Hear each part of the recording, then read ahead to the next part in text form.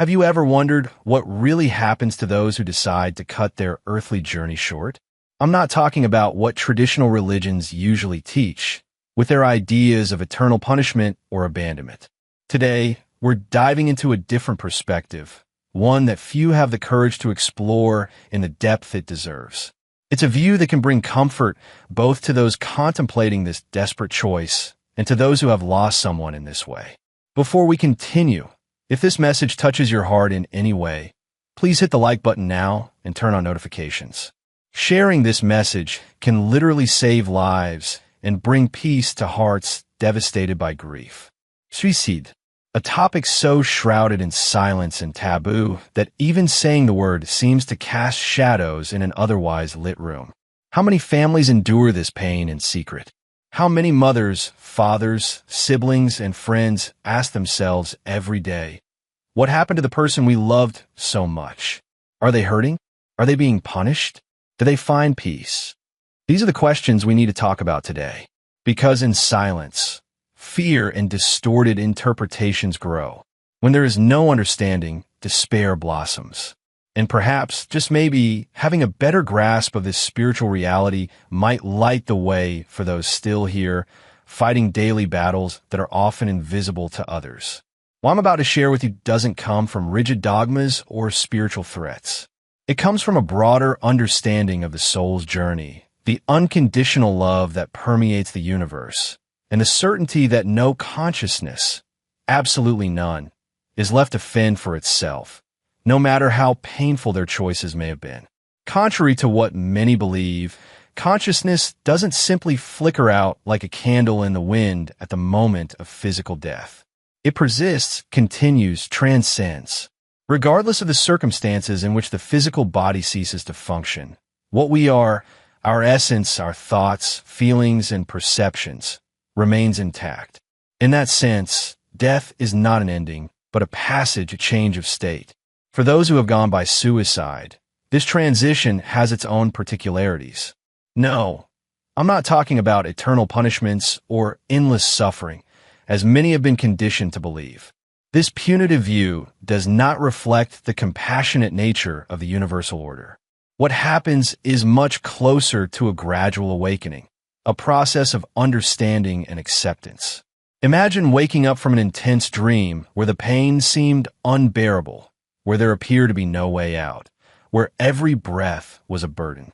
That's how many experience the first moments after the physical end, with the same emotional weight they carried before, but gradually realizing a new reality forming around them.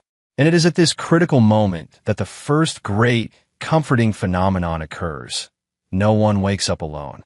Defying the limiting beliefs of abandonment or divine rejection, every consciousness is met by loving presences, by energies that welcome, by beings dedicated to care and guidance. They're like spiritual nurses, specialized in treating wounds that physical eyes could never see. When a soul arrives on the spiritual plane after suicide, what it encounters is far from the terrifying descriptions of condemnation. Instead of judgment, there is understanding.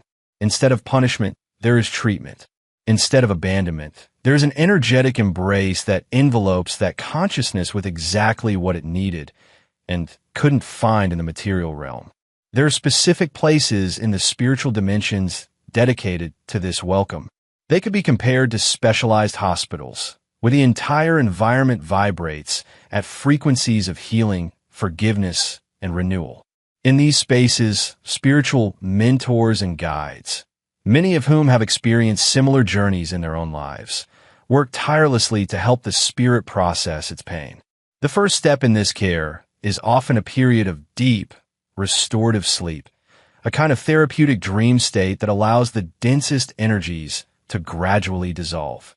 It is not a state of total unconsciousness, but something like a healing dream, where the soul starts receiving the first flows of recovery. During this period, which can vary in length depending on the individual, spiritual teams use what we might call vibrational therapies, energy currents that gently untie emotional knots, ease crystallized anguish, and restore the ability to feel beyond the pain. It is a meticulous, individualized process, done with infinite respect for each being's unique timing and process. This care isn't about erasing the experiences or downplaying the suffering that led to that decision. On the contrary, it recognizes the depth of the pain as real and legitimate. The goal isn't to make the spirit forget, but to help it reframe its journey, to understand the roots of its pain, and eventually to transform that experience into compassionate wisdom. Let's take, for example, a young person who, after years of battling a deep depression that nobody around truly understood, decides to end their physical life. In the first moments after the end, they might experience a certain confusion, a part of them still connected to the sensations and thoughts that once dominated, while another part starts noticing a new reality forming around them. Lucas, as we might call him, gradually wakes up in an environment that, although different from anything he knew, feels inexplicably familiar. The colors are more vivid, the light has a different quality, and he notices that his thoughts seem to have an immediate impact on his surroundings. Where am I? What happened? His questions don't even need to be spoken in order to be understood. Then a presence approaches. It isn't intimidating or judgmental. It's a presence that conveys a feeling Lucas can barely recognize, so rare in his earthly life. The feeling of being completely seen, understood at his very core. You're safe now. This presence communicates, not with words but through a direct transmission of thought and feeling. Your earthly journey was cut short, but your journey as a being continues. And we are here to help you understand, heal, and find a new path. It is in this moment that many, like Lucas, experience an avalanche of memories and emotions. The life review begins spontaneously, not as an external judgment, but as a natural process of the very consciousness that now, free from physical limitations, can see with greater clarity the entirety of its choices, actions, and their impacts. Then comes the confrontation with the reality of those left behind. For many spirits, this is the most painful moment. Witnessing the suffering of those they loved, seeing the waves of pain their departure caused, realizing the bonds that weren't fully appreciated during their physical life. Not as punishment, but as a natural part of expanding consciousness, the spirit begins to understand the repercussions of its choice in every dimension. But even in that difficult moment of facing the consequences, the spirit isn't alone or abandoned. The mentors remain present, helping process these perceptions without spiraling back into despair. They show that understanding doesn't mean condemnation, that acknowledging the impact of our choices isn't the same as being eternally defined by them. Have you ever imagined that your thoughts, prayers, and loving memories can reach those who have departed? That's not just a comforting idea. It's an energetic reality that few fully grasp. The connection between the two planes of existence is far more dynamic and intertwined than we usually believe. When we send thoughts of love and understanding to someone who left by suicide, we are literally sending energy waves that reach them wherever they are. These aren't just abstract concepts. They are real forces that help in the rehabilitation process of those consciousnesses. They work like soothing balms that ease the awakening, like lights that brighten paths once darkened by pain. Think of the times when you instantly felt better because someone cared enough to think of you. That same dynamic operates between dimensions. When you remember a loved one who left in this way without judgment, but with understanding, not with anger, but with forgiveness, not with despair, but with hope, you're actively taking part in the healing of that spirit. Prayers aren't just empty rituals. They're powerful concentrations of directed energy. When family members come together to send thoughts of peace and release, they create real corridors of light that help detach the densest energies still encircling that spirit. You don't need to belong to a specific religion or follow a rigid format. The true intention transcends all forms. And for those wondering, can my child, sister, or friend hear me when I talk to them? The answer is yes, absolutely yes. They not only hear you, they feel you. In the moments of greatest clarity during their recovery, they perceive every gesture of love, every unspoken word, Every tear that now comes not from despair, but from a longing that slowly transforms into acceptance and understanding. If you've lost someone in this way, know that your sincere forgiveness, genuine understanding, and unconditional love are the greatest gifts you can offer to the departed. Don't nurture guilt or regret. Nurture the connection through the most powerful bond there is, the love that transcends dimensions. Imagine earthly life as an intensive school of experiences. Every incarnation is like a school year with its own lessons, unique challenges, and opportunities for growth. From this perspective, suicide isn't a failure or an expulsion. It's more like a temporary interruption of a course that will eventually need to be resumed. This analogy helps us understand that there is no eternal condemnation or irretrievable loss of opportunities. The universe doesn't operate on the punitive logic that many religious traditions have propagated over the centuries. It works on a logic of continuous learning, persistent evolution, and endless chances for a fresh start. When a soul ends its physical journey through suicide, it isn't skipping steps. It's merely postponing experiences that, at some point in the future, must be lived for its own growth and expansion. Not by external imposition or punishment, but by the very nature of the conscious development we all seek, knowingly or not. On the spiritual plane, after the initial period of recovery and understanding, many spirits spontaneously show the desire to return, not out of obligation, but because they realize there are unfinished lessons, untapped potential, and contributions they still want to offer. It's like a student who, after some time away, returns to school with a new perspective and determination. And here is one of the most freeing concepts of this spiritual understanding. No time is ever wasted. Every experience, even those that seem like detours or interruptions, adds to the soul's wealth of wisdom. The deep pain that led someone to suicide eventually transforms into an increased capacity to understand the suffering of others. Many return as mental health workers, as supporters of humanitarian causes, as a friendly shoulder for those going through similar crises. What once seemed like a definitive end reveals itself, in truth, as a chapter in a much broader and more meaningful story. And in that greater story, there are no villains or outcasts, only learners at different stages in an infinitely compassionate journey. One of the most important processes that happens after the transition, especially in cases of suicide, is what many spiritual scholars call the life review. Unlike what we imagine as external judgment, this is an intensely personal process where one's own consciousness, now free from physical limitations, can clearly review the entire life journey. During this review, the spirit not only remembers the events of its life, it relives them from multiple perspectives. It feels not only its own emotions, but also experiences the impact of its actions, words, and choices on everyone around. It's like watching a 3D movie where you are simultaneously the main character, a supporting character, and an observer. What makes this experience so transformative is not punishment or guilt, but the deep understanding that naturally arises. The spirit who ended its life by suicide understands, perhaps for the first time with full clarity, the priceless value of the earthly experience it interrupted. It sees opportunities that were invisible when drowning in pain. It recognizes help that was on the way, but never reached it because of the decision that was made. This life review doesn't take place in a courtroom. It's a sacred opportunity for self-knowledge and transformation. It's the moment when the soul, faced with the greater truth of its immortal essence, truly begins its process of healing and renewal.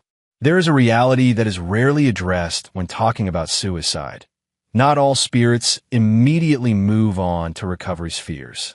Some remain in what we might call an in-between state, neither completely disconnected from the physical dimension nor fully integrated into the spiritual realm.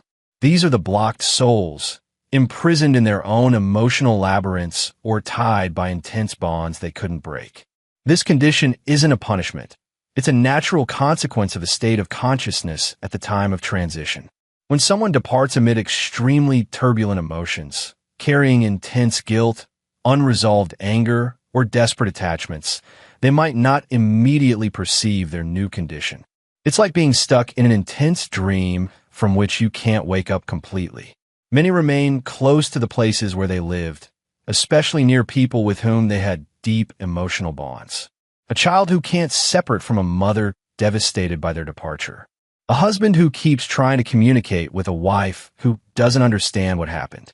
A friend who can't let go of those with whom they once shared their pain. These spirits often witness the suffering of those who remain, which only intensifies their own anguish. They try to communicate, try to offer comfort, try to explain themselves, but without proper mediation, these attempts are rarely noticed. In some cases, this proximity can even amplify the suffering of the living, who unconsciously pick up on the unsettled energy of the departed. It is precisely in these situations that spiritual assistance intensifies. Specialized teams work tirelessly to locate these confused or stuck spirits and offer them guidance. With infinite patience and understanding, they show these souls that their new reality offers paths to healing that can't be accessed as long as they're tied to that in-between state. In more complex cases, when a spirit strongly resists letting go or is too confused to grasp the situation, help often comes through encounters and dreams with loved ones who have already crossed over. A grandfather, a grandmother, a childhood friend who passed on earlier. Figures that represent emotional security and can help ease the complete transition to an expanded state of consciousness. Have you ever smelled that distinctive perfume of someone who has passed, even when there was no physical source for the scent? Have you ever found small objects inexplicably out of place, especially things that held special meaning to the person who left? Have you ever had vivid dreams where you clearly talked with your loved one, waking up with an indescribable sense of peace? These are just a few of the many ways spirits find to communicate their continued presence, their love that transcends the physical barrier, and their evolution on the spiritual plane. They aren't coincidences or mere psychological projections. They're genuine attempts to comfort, inform, and maintain the bonds of love that physical death cannot break. Communications from beyond tend to follow surprisingly consistent patterns, regardless of culture or religion. Electrical manifestations are particularly common. Lights flickering inexplicably, devices turning on or off spontaneously, phones acting unusually. Electrical energy, by its very vibrational nature, provides a relatively accessible channel for energetic manifestations from another dimension. Animals often sense these presences. If you notice your dog or cat staring intently at certain spots in the room, following with their eyes something you can't see, or displaying behaviors that suggest recognition without any clear physical stimulus, you might be witnessing the natural sensitivity these creatures have to spiritual presences. Dreams deserve special attention. During sleep, our consciousness naturally expands beyond the limits of physical perception, becoming more receptive to interdimensional communication. Encounters in dreams aren't just creations of the subconscious. They can be genuine moments of contact, opportunities for dialogue, healing, and mutual understanding. It is important to note, the spirits who communicate after going through a proper recovery process bring messages of comfort, hope, and positive guidance. They transmit feelings of peace, not anguish. They inspire constructive actions, not destructive ones. If any communication seems disturbing or leads to harmful behaviors, it most likely isn't coming from a spirit in a balanced, enlightened state. Being open to these signs doesn't mean living in the past or refusing to move forward. On the contrary, understanding that the bonds of love continue well beyond physical death allows for a healthier way to process grief, turning the pain of physical absence into the continued presence of love that never ends. One of the most devastating emotions for those who have lost someone to suicide is guilt. What could I have done differently? How did I not see the signs? Why wasn't I there when they needed me the most? These questions haunt parents, siblings, friends, and partners, sometimes for a lifetime. What few understand is that this same guilt deeply affects the spirit that left. On the other side, with expanded perception, they also question their choices, regret the suffering caused, and carry the weight of lost opportunities. This mutual guilt creates a vicious, energetic circle that delays healing on both sides. The major transformation begins when that guilt turns into a broader understanding. When those left behind start to realize that, despite all the pain, that experience can be redefined. When they understand that although the past cannot be changed, they can radically transform the present and the future, not only for themselves, but for countless others facing similar challenges. It's amazing to see how many families, after the initial devastating impact, find strengths they never knew they had. Mothers who create suicide prevention foundations. Fathers who become speakers spreading messages of hope. Siblings who choose professions dedicated to care and emotional support. Friends who become more attentive, more present, and more open to having the difficult yet necessary conversations. On the spiritual side, something similar happens. Many spirits, after their period of recovery and understanding, actively dedicate themselves to helping others who are facing suicidal thoughts. They become contributors to positive inspiration projects, whispering intuitions of hope into the ears of those considering giving up. Some even prepare for future incarnations in which they can directly contribute to suicide prevention and the healing of deep emotional pain. This is the most powerful spiritual alchemy, turning pain into purpose, guilt into service, and suffering into expanded understanding. No experience, no matter how painful, is wasted in the cosmic economy of conscious evolution. Everything serves expansion, eventually transforming into greater wisdom and love. If you've lost someone to suicide, I ask you, how can you truly honor their memory? Perhaps not through perpetual guilt or paralyzing grief, but by living a life filled with more awareness, compassion, and openness to noticing the silent pain in others. This transformation doesn't erase the pain of a loss, but it gives that pain a meaning that goes beyond personal tragedy and touches the lives of countless others. We have now come to the end of this journey of understanding one of the most challenging and misunderstood topics of our existence. Through this broader look at suicide and its spiritual consequences, I aim not only to bring comfort to those who suffer, but also to expand our perception of life continuity beyond the physical limits we know. The truth is that all of us, those incarnate and those not, are part of a continuous process of learning and evolution. Death, even when it happens as a result of a desperate choice in extreme despair, isn't the end of the story. It is a painful chapter, no doubt, but it isn't the final sentence. It's a comma that calls for continuation, a pause preceding new beginnings. Every spirit that has gone through this experience carries with it unique wisdom, often earned through the deepest of pains.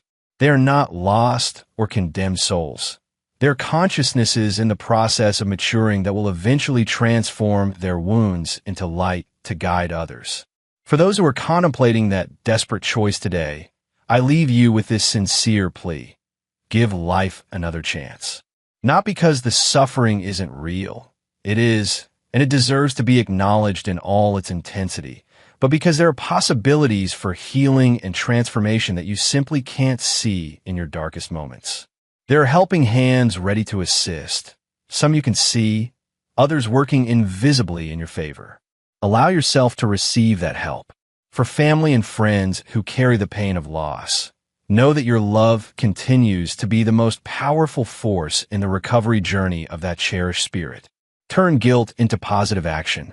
Transform unanswered questions into renewed purpose. Honor that life not only by remembering how they left, but by celebrating all the beautiful, unique, and valuable contributions they made during their time here. And for all of us, a final reflection. Every interaction, every word, every gesture of care can literally save lives. Never underestimate the power of a listening ear, of a sincere hug, of a message that says, I see your pain and I'm here with you. We are all guardians for one another on this shared journey. If this content has touched your heart in any way, please share it with those who might need to hear this message. Leave a comment about how this spiritual perspective has affected your understanding of the topic. Subscribe to the channel so we can continue this journey of expanding awareness and understanding life in its many dimensions. Always remember, in the grand tapestry of existence, every thread is precious and irreplaceable. Every life matters. Every story deserves to continue. And even on the darkest nights, there's always a new dawn waiting to break. Love is the only force that truly transcends all dimensions. It is the energy that heals, that renews, that transforms. It is the invisible thread that connects all beings, all consciousnesses, all hearts. And it is also the deepest answer to our most intense pains, not as a quick fix or a simplistic solution, but as a persistent path of transformation and rebirth. Subscribe to the channel and hit like for more stories like this. Until we meet again, carry this truth with you. You are infinitely more loved, more valuable, and more needed in this world than you could ever imagine. And on the other side of life, we will finally understand that we were never really separated from one another, just temporarily forgotten the fundamental unity that connects us all.